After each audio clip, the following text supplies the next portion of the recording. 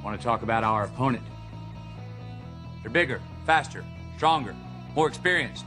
And on paper, they're just better. And they know it too. But I want to tell you something that they don't know. They don't know your heart. This is Patchwork Heart Ministries Young Catholics Respond, brought to you by Breadbox Media. Now, here's your host, Bill Snyder.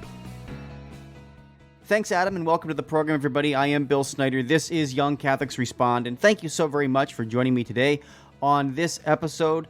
It's Holy Week, folks, and I am so blessed to be joined by one of my good friends, Kendra Von Esh. As you well know her by now, she is a speaker, podcaster, and author who has a passion to inspire others to deepen their relationship with God and the Catholic faith. Kendra, welcome to Young Catholics Respond, and thank you so very much for being here on this Holy Week episode. I'm so blessed to be invited. Wow, what an honor. Special week. Thanks, Bill. It is. And I'm excited to talk with you, as always, because you just have a wonderful passion for God, passion for the Holy Spirit, and really to draw people closer in their faith. And, you know, in talking with you and getting ready for this episode, we thought we would talk a little bit about discernment. And I know you got a lot of great thoughts on that. So I would love to just ask you about discernment and how we can discern and know what God is calling us to do, especially during these holiest of days. Yeah, so of course, God is always calling us into a deeper prayer life with Him, into a deeper walk with Him every day. And I think as we approach the end of really going deep into the holiest time of the year, that we can walk in His shoes. We can try to put ourselves in that time of life, the time that changed human history. I remember when I was a kid, I never even thought of really Jesus at all during Easter because we kind of weren't even going to Mass. So I just want to call that out to anyone out there who's listening, maybe for the first time and dabbling their toe in this Catholic thing, because I didn't have a clue of what Mass was, and I really didn't know why Jesus died for us. I didn't even know who Jesus was, for crying out loud. I thought Jesus was just God's son, not God Himself. So God can take you on the most amazing ride in your life if you live in the present moment with Him, constantly pulling yourself back from worrying about the future. Your shoulders should be kind of falling down from your ears already as I say that to you, if you really let go. Okay, I'm not going to worry about Bill, a baby coming, me, a house that I'm selling, or I have a death in my family. I'm not going to worry about anything but today and being present with God and being grateful for the things and the blessings, not just the physical things, but the spiritual blessings and the graces that came from my visit with my husband's family, how much love was being poured out amongst one another. And yes, it was a very sad time. Hospice is never fun for anyone, but it really was grace-filled as we shared stories and shared tears. It was a very, very emotional, but it was so well worth every ounce of ourselves that we really did pour into that time together. And I just wish that sometimes we could always look at how precious life is. I have an aspect of my life that is passing away. You have an aspect of life that is coming into existence. And we just sometimes let the busyness of stuff around us really not root us into the moment of life that we have at this very minute, you and me, Bill, we are here together for a reason. We are here to share God's amazing love and amazing transformation in our lives so that we can just inspire others to take one more step closer.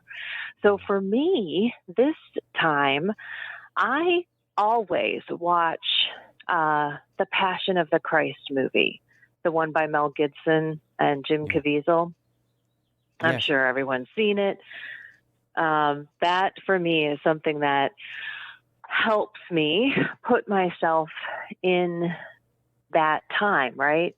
And appreciate all of the suffering that Jesus has really been put through. And it's funny, as I say all of this suffering, I don't think one time I offered up a tear. And so I'm going to have to go back and pray for all those collective tears, offer it up, and make it a little bit more meritorious for Sue's soul and all of those who are suffering.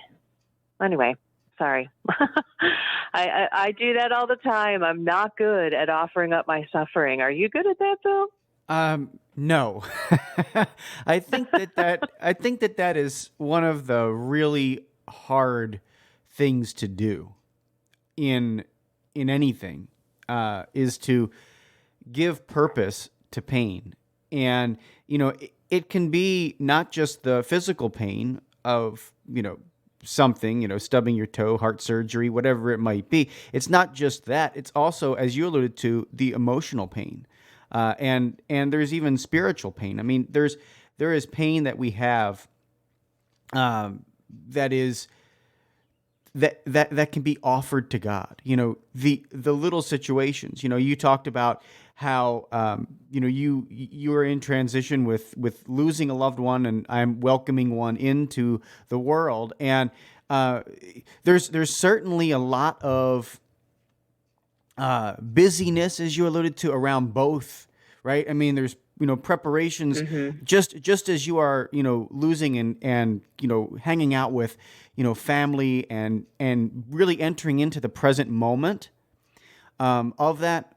I am surrounded by the busyness of family coming in a few weeks, boxes being unpacked, of all this baby stuff, and the anticipation of that new life. I mean, feeling the baby kick and all of those beautiful things that are coming there.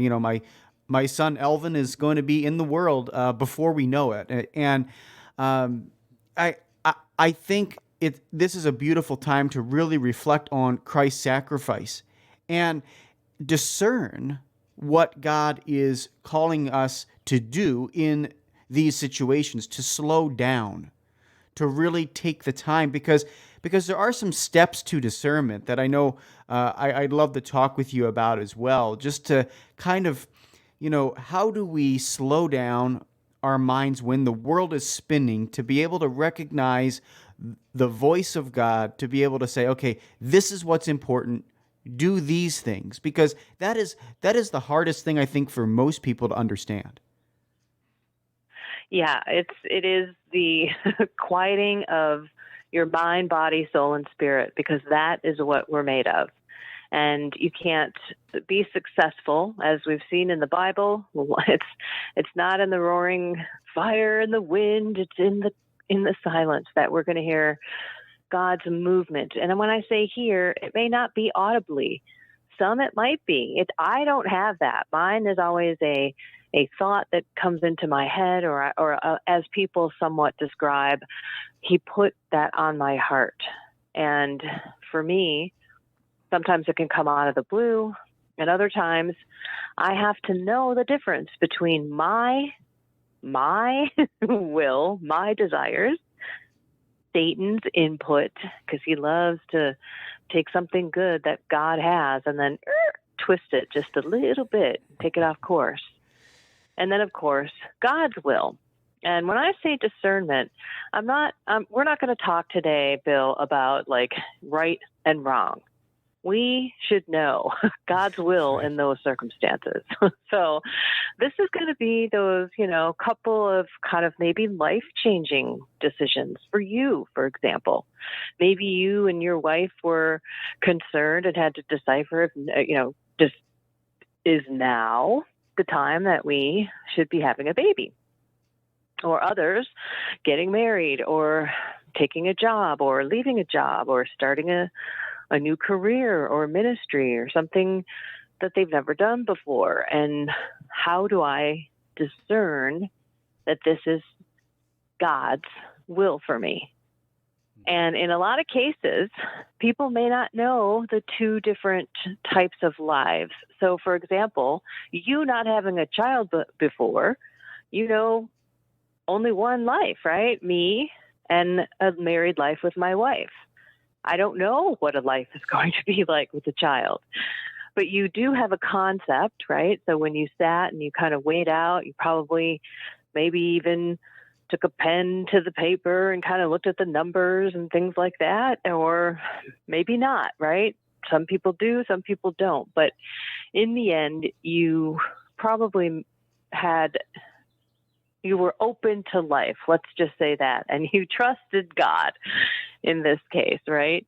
And he blessed you with a child. And you've never been in that situation before. But if you had to choose and you went through that physical process, so now I have to ask you, was it something that you discerned as a couple, or were you just pleasantly surprised one day and you were just open? And if God gave you life, God gave you life. How did that happen for you guys? Honestly, I think we really talked about it prior to marriage, and knowing that both of us were not in our 20s anymore. We knew that if we were going to be open to life, and we wanted to do it early in our in our marriage. We wanted to have children early in our marriage. And Got it. I mean, not to say that we weren't going to have them later in marriage. I mean, whatever God's plan is, we'll listen. I mean, I don't think that, I want to stress that to our listeners. I mean, we're going to be obedient to God's plan for our lives, but at the same time, we're looking at it and discerning it, and we said, if we're going to do this, we really feel that we want to be able to enjoy the youth of our child. And as we get older in age, I mean, I'm going to be 36, next month. Or this month, I should say. So that's there. That's something that is there that you have to look at. And Agnes is over. She's in her mid-30s too. So we really prayed about it. We really thought about it, and as a couple, and we said, okay, God, if this is going to happen, we would like it to happen early in our marriage. And sure enough, God is faithful. Awesome story. And I think, so if someone's going through the process too, you did a little discernment and you said, okay, and you had a hope and a dream and God fulfilled it. And others may be like, well, yeah, I'm just like him and we want it and it's not happening. And so that's where that whole, so first step for me is you put yourself in silence and you have the two decisions. You keep your life the same with no children. And then you listen to how your body feels. You listen to, your heart, what thoughts come into your mind. Are you anxious about it? Are you peaceful about it? And then you put yourself in the other decision, right? The other lifestyle. And you actually live it for a while. You kind of put yourself in it for a day, a month. What would my life be like every single day if I did that instead of the other one? Right. And you do the same vice versa. Yeah. And you pay attention to how your body feels. And are you peaceful? Are you anxious? Now there's a little bit of I would say, excitement that comes with something that's new that maybe you've never done before. And I wouldn't confuse that with anxiety, because when I chose to leave my executive career for ministry, I didn't know what to do. I didn't have the first thing of how I was going to make it happen, but I was excited about the decision, and I just kind of let God open doors as I would walk. Another door would open, and then another door, and so I kind of, trusted his leadership there. And that's the ongoing discernment. Because discernment, unless it's a child, you can't kind of turn that decision back. You know what I mean? Right. You got a baby. Yes, you know what I mean? Do. You know that one. But other ones, right? If you do, people choose to get divorced. Should you get divorced, right? You have to discern with a priest, specifically what's going on in your own marriage. And sometimes, in some cases, yes, I do believe that there have been recommended divorces based on information that, gets shared with the priest. But that we're not marriage counseling here, so I digress. Talk to a priest, talk to a canon lawyer, not Kendra Von Esh. Disclaimer. Okay. But moving along, when you live your life, you do have to continue to discern, because I had things that were coming my way, and I had to decide, okay, do I do this or do I do that? Do I do this or do I do that? And then a lot of times I thought I was going to do them all, and God only really let one of them kind of move forward.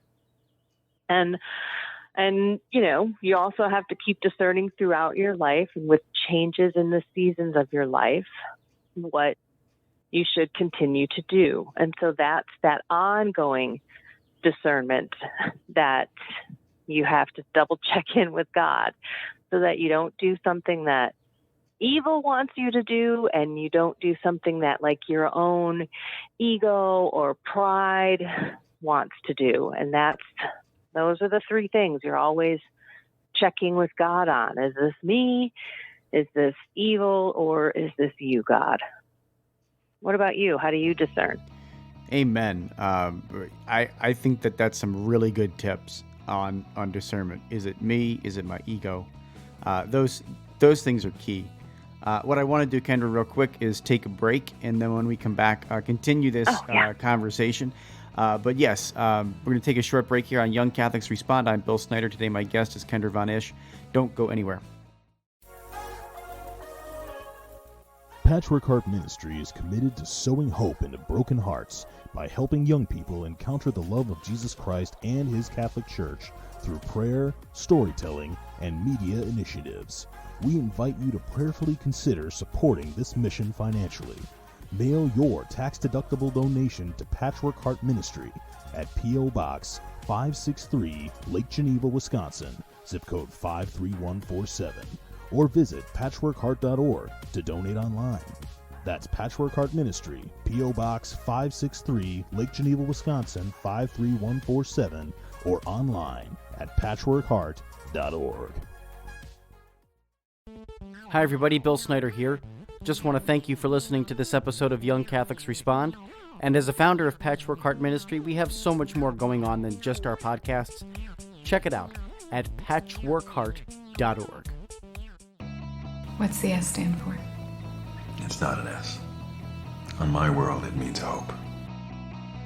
Welcome back to Young Catholics Respond. Once again, Bill Snyder.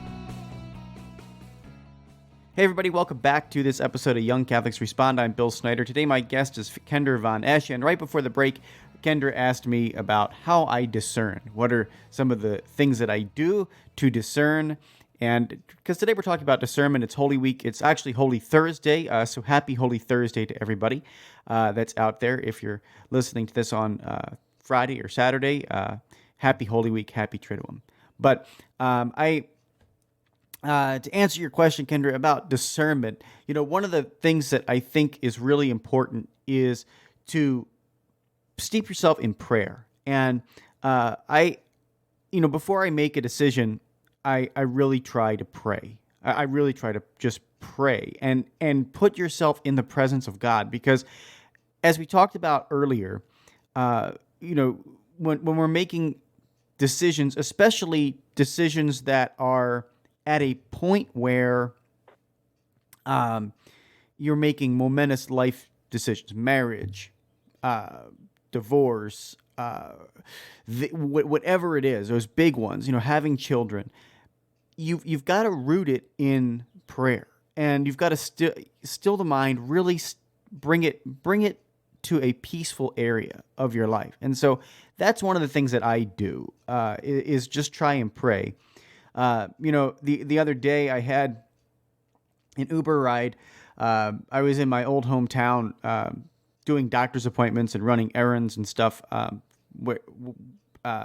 in Lake Geneva. And I turned on my Uber app to drive home, and back to Milwaukee, and lo and behold, I got a trip. Instead of going back to Milwaukee, I drove down to McHenry, Illinois.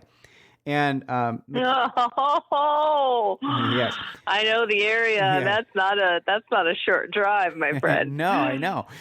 So it was like a 45-minute drive the other way, and but here's the very interesting thing: I was within minutes of the parish where my former spiritual director has 24/7 Eucharistic adoration, and so I'm sitting there going, oh, I got to get home. I've got to go back. But I'm 5 minutes away from this place, and I'm going to go in and, stop in and say hi to Jesus for 5 minutes and go use the bathroom at his church, because, it's been a long ride. So I drive over to the Eucharistic Adoration Chapel, and I use the bathroom. I sign in, and I have a few minutes of adoration with Jesus.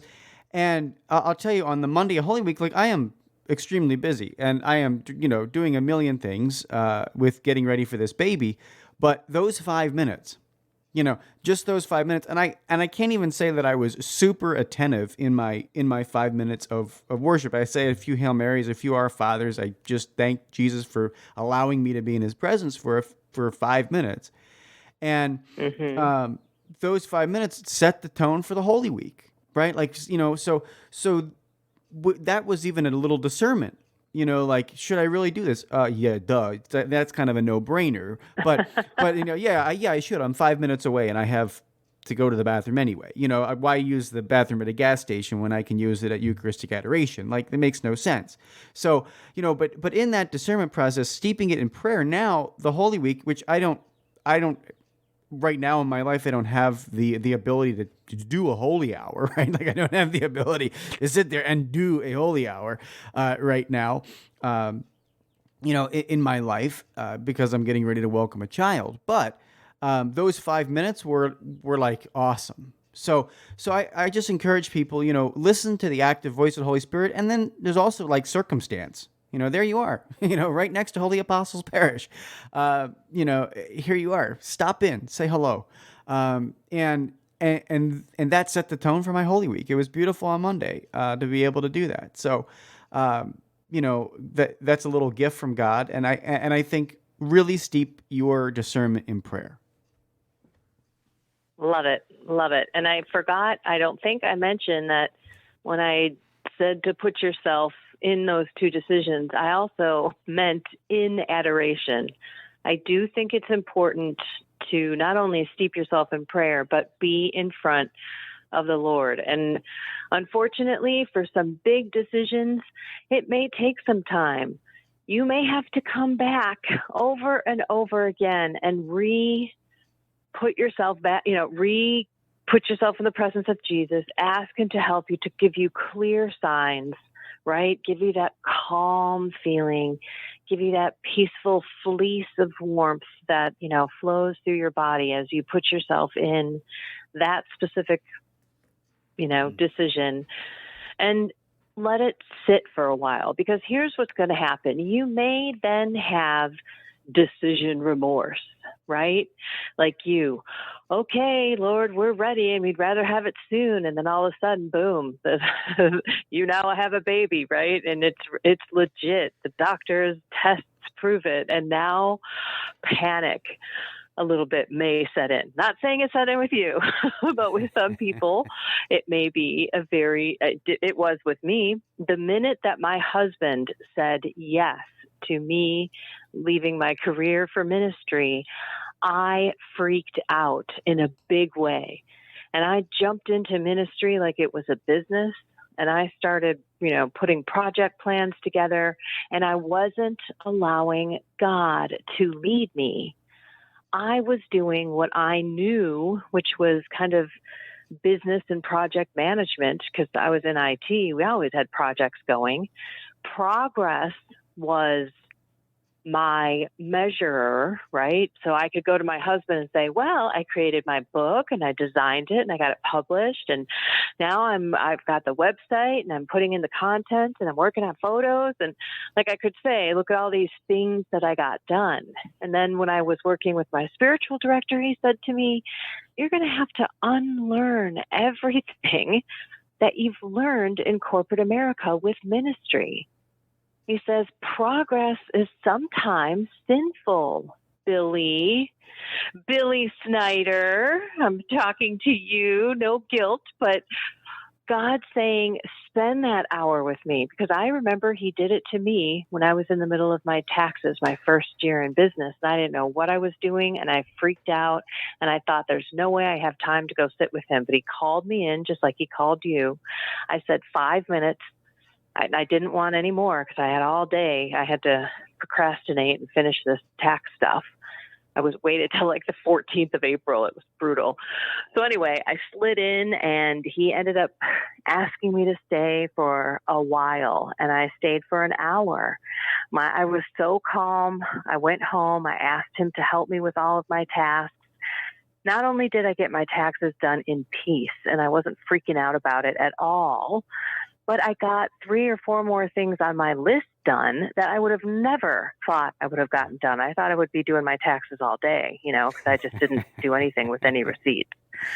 So absolutely. I'm just saying, maybe, especially this time, finding that hour, not, and spending it with him and allowing him to shower his peace and his love and what he's done for you on you in that adoration chapel. Okay. No guilt though. Absolutely. No, that's for everybody. Oh, absolutely. And, spending quality time with God, I think, is the number one thing you're going to find out about discernment. It makes the process so much easier when you spend that quality time with God. And of course, Eucharistic adoration is one of the best things you can do. It's Holy Thursday. So, spend that time, if you go to Mass tonight, spend that time, adoring Jesus, in the chapel of reservation at your parishes. If you have, the ability to do that tonight, because it's a great night to really adore Jesus. But Kendra, I want to thank you so much for coming on and really delving into these topics and going deep into them. With us here on Young Catholics Respond. I always appreciate you and your friendship, and let us know briefly what's coming up for you. I know there's an event coming up through the Catholic Women of Faith 14th Annual Conference in Tennessee, I think April 24th, but let people know a little bit more about that. Perfect. They can just go to my website at kendravon.esh.com, all one word. Go to the events tab and just click on the link for more information. Awesome. Well, Kendra, thank you so very much, and look forward to talking with you again as always. Take care, Bill. Happy Holy Week. Likewise. You too. And folks, this has been an episode of Young Catholics Respond. Until next time, from all of us here at Patchwork Heart Ministry, I'm Bill Snyder. Keep beating to your Catholic heart. You've been listening to Young Catholics Respond, a radio initiative of Patchwork Heart Ministry. To learn more about our ministry and program, visit us at patchworkheart.org. Or to get exclusive access and early ministry updates, become our patron on Patreon by searching for Patchwork Heart Ministry. Did you enjoy this podcast? Listen to other podcasts from Patchwork Heart Ministry by following Patchwork Heart Radio wherever you listen to podcasts.